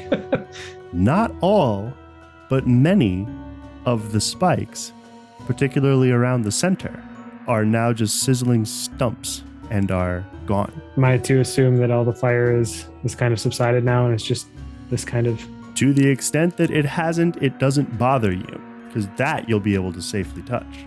Okay. And I think Mark is going to come up and grab the door handle, take a deep breath, because he's in kind of a healthy state right now. Yeah, has he healed more, by the way? He has healed precisely 1 more. It's just over unstable. So yeah, I think Mark walks up and looks at Yano and looks at the squirrel on his shoulder and knocks twice. and then steps back. After a few seconds, there's a little creak and a little crack all at once on both of the gates. All this ash just gets shook loose and drops quickly as both of them slowly creak out towards you, open. The person that came here before me get this far? No one ever thought to not touch the spikes? And of course, no one had the blooded flame. Oh boy. All right. Let's proceed. And I think Mark just takes a few slow steps forward over the charred remains of the... You hear a very big and also very little as you walk through this. And as you take a step beyond the threshold of the doors, they will slam shut behind you. Well, things are going well. Anna, Kira, Theo, anything going on out there? Thera. 3-0? Too soon, too late. The one thing that I am thinking I would have had Dawnbreak working on is to see if maybe they could poke and prod and do some investigating into the nature of the deal that Anna is tied to, and see if they could figure out like the wording. Like, could they like figure out what the contract is somehow, or figure out a way to get information on that? Is that what? Could I use my sectoral hold for that? Is there a keeper of the contracts? You want to figure out what Anna's deal is? Yeah, with this, you know what I mean. I know what you mean, but that's how What's I choose her deal? to interpret. What's your deal? Theo, you had a question. Did we want to talk to Ro and or Rex Crook? Was that another thing? Yeah, I did, but I wanted Mark to reach out to Ro because he's her prince, but he's not exactly here right now. We're all waiting on Mark. So the other thing I was thinking of is like, would it be possible for Endragoras to get in contact with Ro to maybe see if she would come here to talk with us? But I don't know how that would work. But I figure if there's anybody that could, it might be a prince of there. I mean, technically, Theo is a prince of there. Yeah, but you're not talking to anybody. Yeah, I was trying to figure out if there is magic that I have that can contact or summon a person. Is Rex a monster? What is the context of this question? One of the magical effects that I can do is summon a monster into the world. Not in that way. Okay. You know, it's worth a shot. It was worth a shot. He's not in the monster realm that you know of. It's possible that there would be like a summoning spell in Anna's spell book that we could do. And if you have some of Rex's material, I have his hair. Then we could probably use that as like a component in the spell, if that's what you would want to do. I feel like we should try and summon Rex. And what do we want to do with him? Hurt him. Ask him questions? I mean, besides hurting him, like legitimately, I don't... You summon Rex and you're just like... and then you send him back. I think asking questions, because Theo saw him talking to Ro. Also, like, one of his... You call them generals. Generals. Yeah, one of his generals was deeply involved with what just happened in the attack on Lincoln. Mm-hmm. Depending on what information that brings us, try and sway him to our side. And to see where his intentions lie. His intentions lie with killing Kira. But also, I mean, that also go along the lines of, like, finding out information about Anna's contract as well. I mean, Rex has made a deal, correct? Here's what I want to do, because I like where this is going a lot. Yeah. I want to know how you are going to... This isn't summoning necessarily. This is unwilling teleportation. This is plucking someone from where they are and bringing them to where you are. Yeah, that's what they call it in Charm. It's a summoning spell. Theo has sympathetic token and she has Rex's hair, and I can use magic from a distance. That'll help. But what magic do you have that can do that? That's why I suggested that Anna would look through for a spell in her spell book to see if there is something of that nature. And perhaps Theo's component of Rex's hair could help with whatever the spell is. It could help with the spell. It won't help with finding the spell. So why don't you roll me plus sharp? 10. So with that roll, there is a spell. You're pretty sure it was an American who put it in here, but it's hard to say. It was in the early 80s, and there's lots and lots in this part of the spell book of references to the Cold War. Mm-hmm. The spell is called Intractogate, and the main component of it is ropes made of horsehair. And what it will do is pluck someone from where they are, anywhere in the world, as long as you can get it to within a 3-mile radius of where they are starting from, and bring them to your location tied to a chair. Okay. Cool. I think Anna's like flipping through the spell book and she's like, "Hey, Lincoln." From outside. Hey, what? How do you feel about a summoning? I feel like you're on your own. Well, just a heads up. The person I'm thinking of summoning is the person that's responsible for the disaster zone here. The door swings open and Lincoln is fiery-eyed in the door. The person who what? The person who I believe is responsible for all this damage is who I want to summon. Mr. Rex Crook. I have some questions for this prick. And I have some hockey sticks for him. I'll be right back. And he walks past you and goes into the break room and heads into something of a basement. Okay. I think Anna would find Kira, kind of approaches Kira, notices that she's a little dissociated and is like, hey, do you have a second? And Kira's like, shakes out of it a little. Oh, yeah, sorry. Yeah, what's up? So I was thinking of maybe doing a summoning spell for one Mr. Rex Crook. And Kira kind of just is like, I'm sorry, what? Yeah, well, this guy has some answers, I think. He's clearly been spying on us. He has a deal with somebody. I'm not sure if it's with the Star King or if it's with the Sky King, to be honest, at this point. But I'm a little sick of him just prowling around. Maybe we could learn something about, the whole deals situation. He might have some unique insight. Maybe we could, take him out with some hockey sticks. You got it, Lincoln? Okay, good. In the space it takes you to have this conversation, Lincoln will come back upstairs with 3 hockey sticks in each hand. Yeah. And then Kira's like, yeah, no, I think that's probably not a bad idea. We just should be careful. He kind of wants me dead because he thinks I'm responsible for, I am responsible for, the world ending in the future. So that might be a concern. And Anna's like, valid point. We will take that under advisement. Lincoln will take one of the hockey sticks and whoosh it through the air and go, advisement. Kira's like, it's kind of to Lincoln and Anna, and is like, but also the last time that we brought Rex Crook unexpectedly to our location, one of his guys was ready with a sniper rifle with a laser trained on me. So, got any bright ideas for that, guys? I'm actually looking for an answer. She looks at Lincoln. I don't want your store to get shot up for the second time in a day. Can I ask a question, Johnny? Yeah. So, you know how Theo has the rote for clone? Can she clone somebody else? No, but she can clone herself and glamour that clone to look like somebody else. Okay. In response to Kira's question, Lincoln will look at Anna and be like, the ward's back up. Wards are back up. He tilts his head as if to say, are you sure? Yes, I triple checked. If we bring him here, nobody will be able to track it.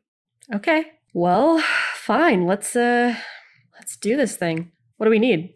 Anna will kind of explain the spell, and then do we need a piece of Rex's hair to do this? Would we have to reach out to Theo? If you want to get a +1 to use magic. I already get a +1, but I would take a +2.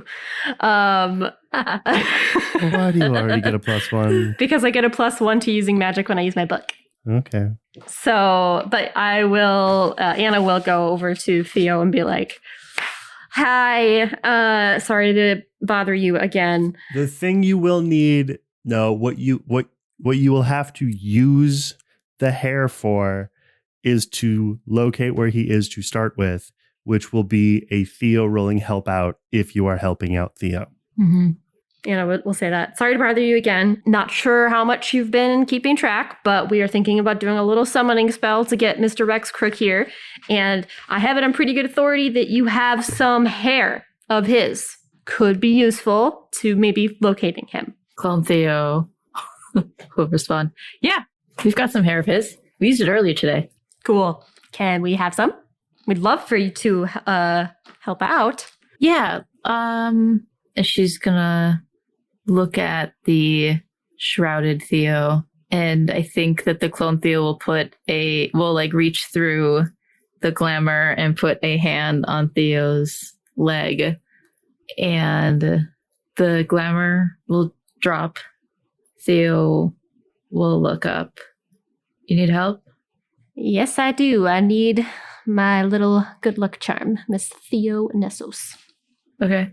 Theo's going to reach into your bag and hand you a fabric little jewelry bag, and she'll take it out and she'll stand up.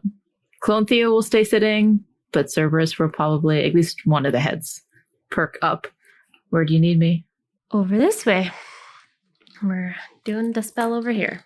One of Cerberus's heads is going to do that thing that dogs love to do, shoves its nose under your hand that's dangling at your side to push itself in such a way that your hand is on top of his head. Theo's not really going to do much with that. It's almost like putting its hand underneath a stuffed animal's hand that just moves with it. Okay. It'll lie back down and then look up at you. Clone Theo will scratch its head though. Better than nothing. Theo will follow Anna. Okay. Yeah, Anna will bring her to the area kind of where I think a lot of the spells are done, where they had done the spell for the twin flames, into the center of the room. As good a place as any. Got a little cauldron here if you need it. Theo, roll help out. With the sympathetic token, when I use that move, I get a +1 on going to use magic against them. So I'll allow it. Okay. But to help out. 10. Are you Yeah. sure? Yeah. Okay. So then, Anna, roll your spell. Okay. With that +1, plus your +1. So that is 14 advanced move. So, where are you doing this? This isn't it's somewhere that's hidden by the windows are not visible. Yep. So it's somewhere out of the Like a stock room or something? Yeah, and honestly, I would have probably had Lincoln maybe draw the blinds of the store or whatever that he usually does anyway, just for extra privacy. In the back room, I think, is where they do most of the actual hard spells. Okay. Yeah, you start chanting the words and doing the motions and using the components. The symbols in circle written on the floor start to glow. The chair in the center of this circle starts to shake a little bit, and the sort of bundle of horsehair rope rise up like a kind of charmed snake at first, and then start to whirl around and wrap itself up, and then pretty clearly coil around a pair of arms and hands that aren't quite there, and then the whole thing stops and the chair drops, and into it is sitting Rex Crook, arms tied behind his back. Can I also, for an extra precaution, say that Anna would have used one of her abjuration glyphs to trap, it's part of this? Okay. No, that's part of this. Yes, that he will appear. Because I know it's tied to the chair, but I wasn't sure how strong that was. He will be restrained to the chair, and he will be unable to leave the circle. Okay, cool. Never mind then. So you can ask him any questions about, Soviets' nuclear capabilities, any spies that they may have. This is all in the spell. Any spies that they may have embedded on American soil. Any kind, all this intelligence would be sort of yours for the taking without having to go through official channels. So he snaps into being and falls down the chair, and then he hit the ground, and he sort of strains against the bonds for a second, and he looks around at the group, and then his eyes come to rest on who all is in the room.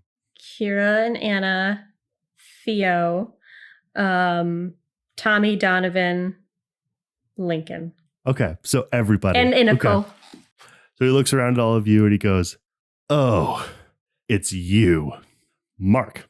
The sound echoing behind you fades almost immediately from your earshot, and you find yourself essentially floating in darkness until suddenly a single point of light very far away sort of blinks into existence above you, and then another, and then a half dozen or so, and then so many and then they like kind of explode and cascade around you into this almost watery starscape. And you can see a ways away from you, occupied with something else, is a sort of human figure that appears to be, his body is just a void where there are no stars. And then, as though taking notice of you, he turns and his glass helmeted head turns to face you, and then he turns the rest of the way around, and the Star King says, "Oh, it's you. Mark, you are standing face to face with the Star King." And he turns and sort of joins his metallic left hand and his dull gray right hand, knits them together in a show of intrigue or perhaps politesse. Hard to tell. Well, you took your time. Expecting to see you here. And I think as he walked up and realized that it was the Star King, I think Mark immediately like kind of shoveled the squirrel into his hoodie that he had on, basically. Or no, wait. He had a baseball shirt on, so actually he'd probably just like go into his shirt just on the back. Maybe even before that happened, he would have gone like sort of squirreled around the front of your chest and climbed himself just behind, to hang onto the back of the neck of your shirt. It was really complicated getting you into this sort of state. They had to see you coming, you see. They had to see me coming? The words, the prophecy. I see. And it's not easy to make you bleed, Mark Clayton. I suppose you're right. It is tough to make me bleed. Why have you brought me here? Well, for the message. Ah, yes, the message. The foretold message that needed to get through a spiky gate. What's this all about? Well, I couldn't have just anybody hear this. Throw everything off, wouldn't it? I think Mark just kind of looks at him expectantly. Oh, come on. You're telling me you don't have any questions for me? How did I know you'd be here? How did I know it would only be you? How did I make sure you did it? You know a lot of things. That's true. I do. Flatterer. So that doesn't surprise me. But what surprises me was why you have me here. If you've come here, it's because I can't get in touch with my prince. And am I to assume that role? No, you're to play your own role, which apparently you haven't been. And what is my role? You're the deliverer, Mark. The courier. You bring what I need to me. And what might you need in this time that we're in right now? He leans back and relaxes and says, "Oh, come now, Mark. Surely I haven't caught you early. If the Grey Centaur won't be there for me, then it will be the Blooded Flame. That's what I saw. That's what's happening." What if you were wrong? What if I was beyond that? I'm counting on you being beyond it. What do you want? Also, what is Yano doing at this? Has he seen the Star King before? Oh, Yano's not here. Yeah, I thought it was just you that went through. The door shut him out. Oh, I see. You and the squirrel are alone. At least you're not totally alone. What a statement. You and the squirrel are alone. Okay. You will have shown yourself capable of imitating the powers of anyone you wish. You will have shown yourself uniquely capable of transforming your own imagination into willpower made physical. You will have shown us that we don't need an errant prince. We need a clever one. Look, what is all of this about? I'm not really in a position to become annoyed, but this is taking quite a while. This is taking a while, so tell me what the fuck you want. Because I have much better things to attend to. Much more meaningful things. Like what? What's on your to-do list that supersedes the whims of a god? If you have to ask, you wouldn't understand anyway. I want the flames, Mark. I feel I've been quite clear about that. To do what with? To destroy everything? To render meaning unto your silly, chaotic world. Do you know how much danger there is out there for you, boy? I do. Oh, I know you do. You think you can hide under Mama's wings?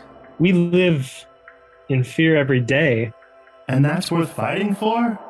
We take one day at a time and enjoy the time that we have. And in the end, it's all for survival, you know? You help out your friends, you have some good laughs. You have some big pains, like this situation. You want to destroy everything. What motivates that? We have something here. Without that, we have nothing. You have nothing. You have a story. You have a role to play. A story for who to read. You think this is going to go in some Hall of Fame? Well, no one can read it until it's finished.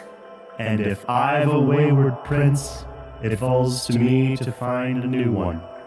Would you bring me, my wayward prince? Set them on the proper path?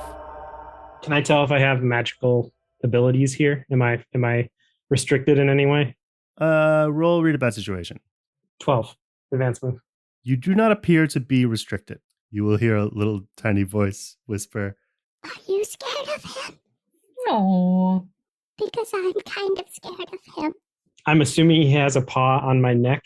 I'm wondering if I can can I soothe the squirrel? Mm-hmm. Just calm him down. Okay. You have to say calming words, but you can say it telepathically. So what do you communicate unto him to soothe him? You're safe with me. He'll cling to you tighter and more securely.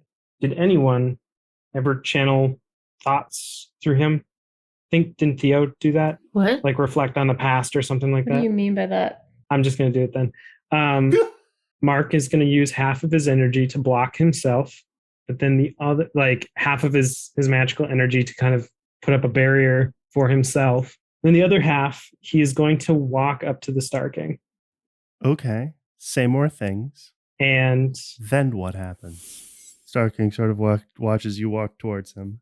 Because the Star King has only seen everything as a whole, but he hasn't seen from the perspective in which we live it. We live those moments. And so I'm wondering if Mark can, specifically around Theo and the journey that Mark has kind of come to realize his place in this world, to be partner and, kind of falling in love with Theo and really what it means to truly be living in this world that he's created. The Star King actually created this world, correct? Or does he see it? Or he plans it? What do you mean by this world? Well, Star King kind of knows. He can see the future is the intelligence you have. Okay.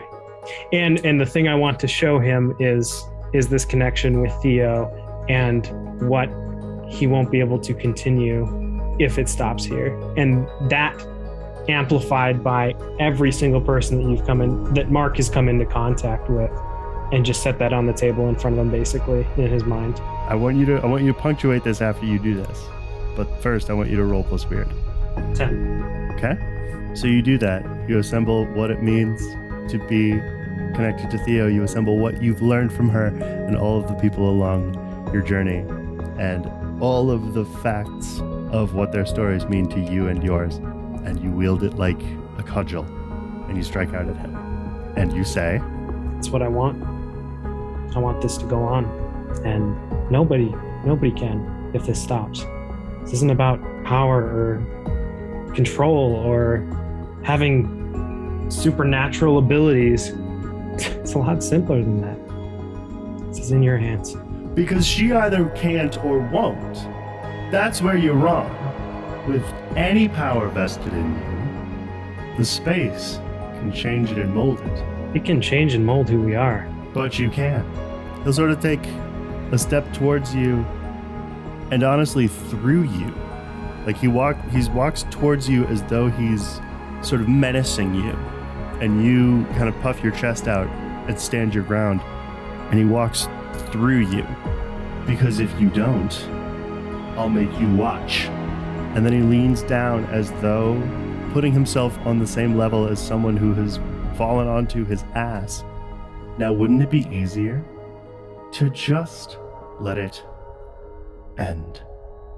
Meanwhile, all of the rest of you are looking at a tied up and annoyed Rex Crook.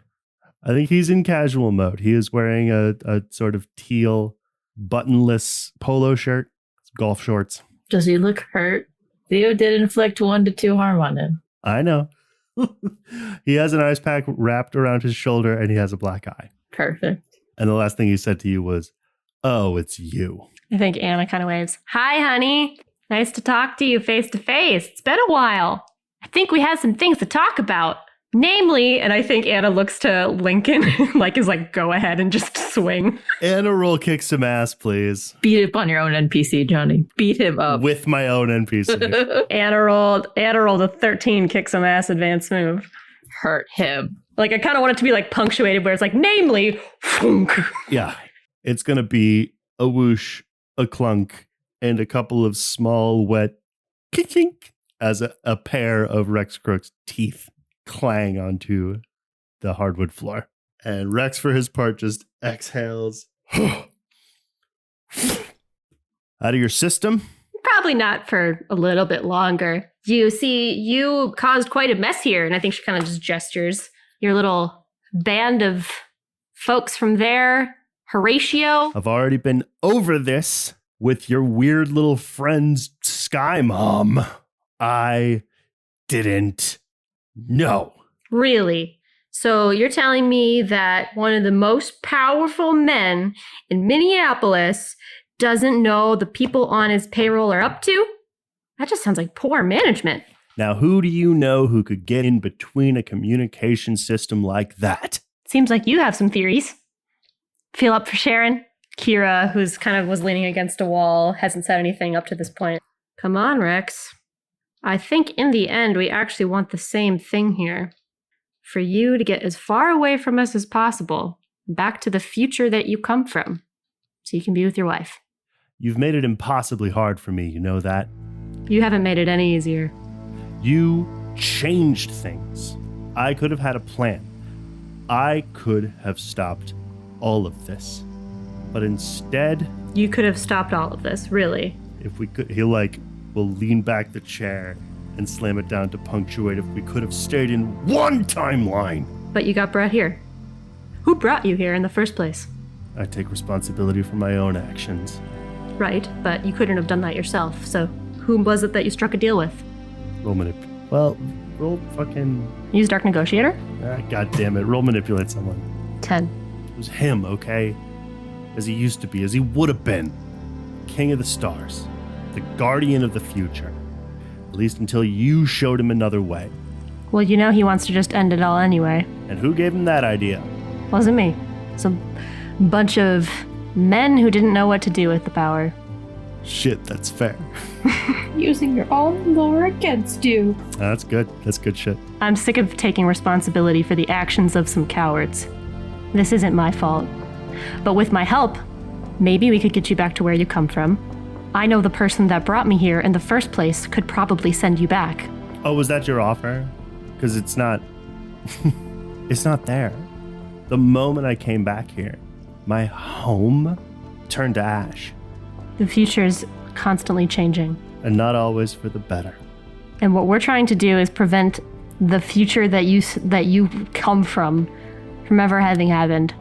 He's saying this while looking dead in your eyes. So was I. Congratulations.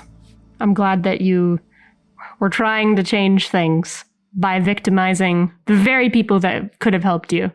I want very badly at this point for all of you to hear a distant echoing, hello?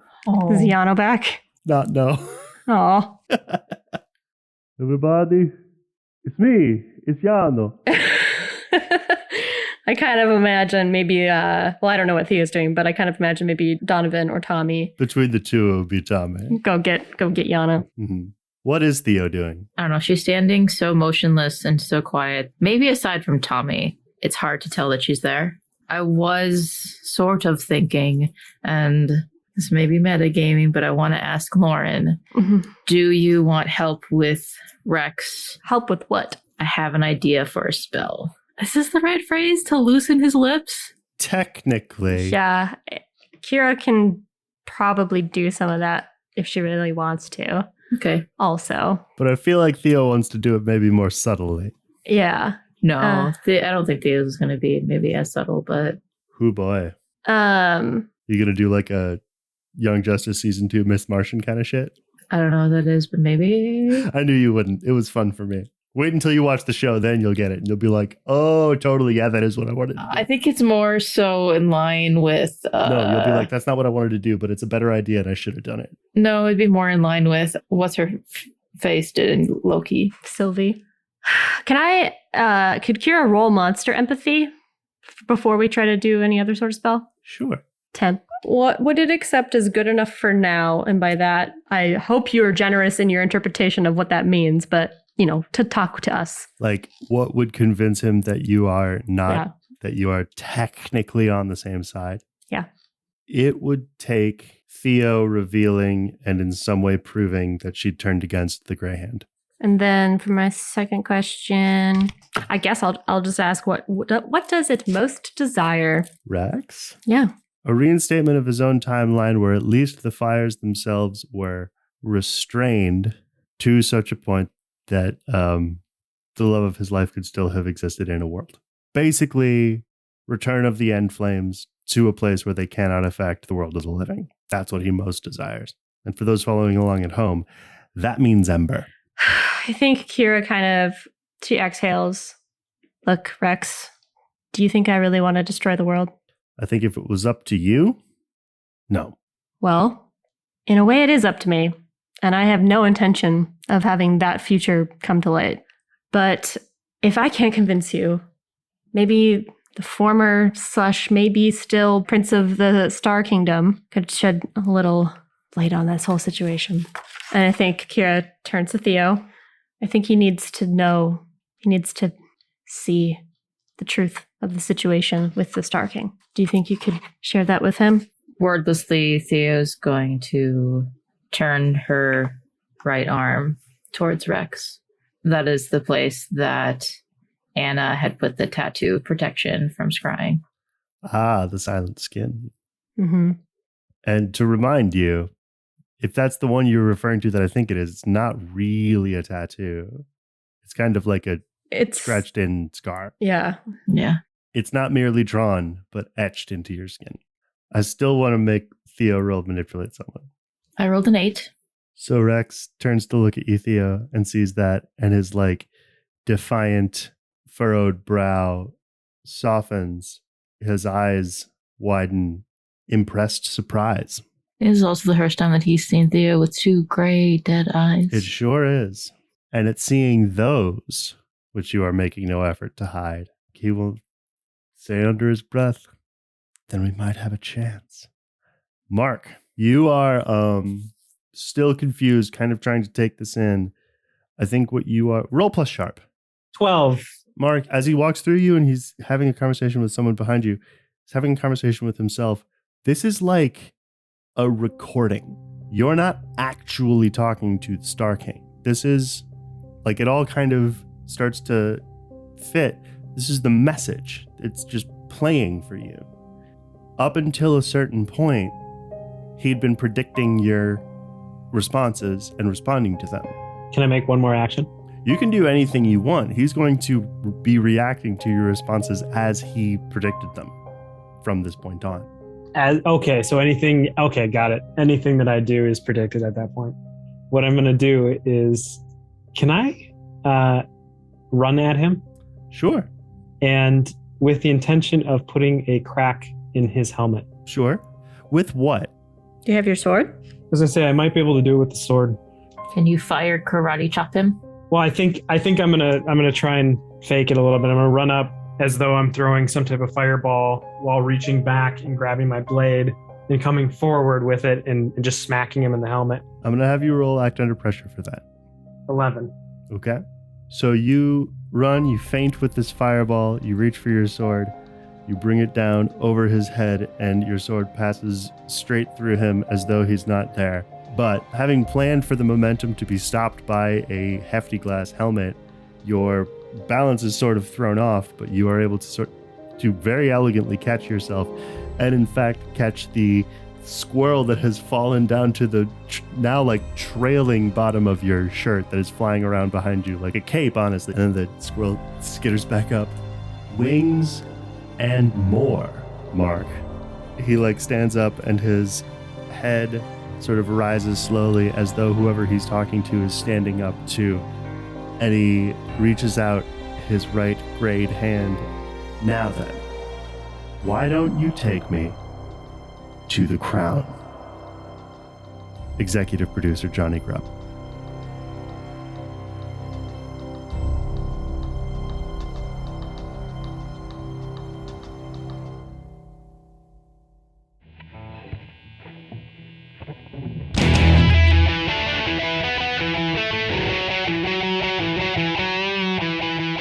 This has been The Monsters Playbook, featuring Detjen-Wander as Mark Clayton, Lauren Johnson as Anna and Kira Ashwood, Miah Detjen-Wander as Theo Nessos, and Jonny Grubb as literally everybody else. The Monsters Playbook is produced and engineered by Miah Detjen-Wander and edited by Miah Detjen-Wander and Lauren Johnson. Our theme song is by me, Jonny Grubb. If you liked this episode, please tell a friend. We love friends. And if you just can't get enough of the Monsters Playbook, join us on Patreon. We have bonus episodes, exclusive merch, and patron-only mini-series and side stories. Or join us on Discord, where we pretty much just hang out. We're also on social media, obviously, so you can get updates on Facebook, Instagram, Twitter, Tumblr, and Blue Sky. We'll see you next episode where, as always, I'll have some good news and some bad news. Thanks for listening.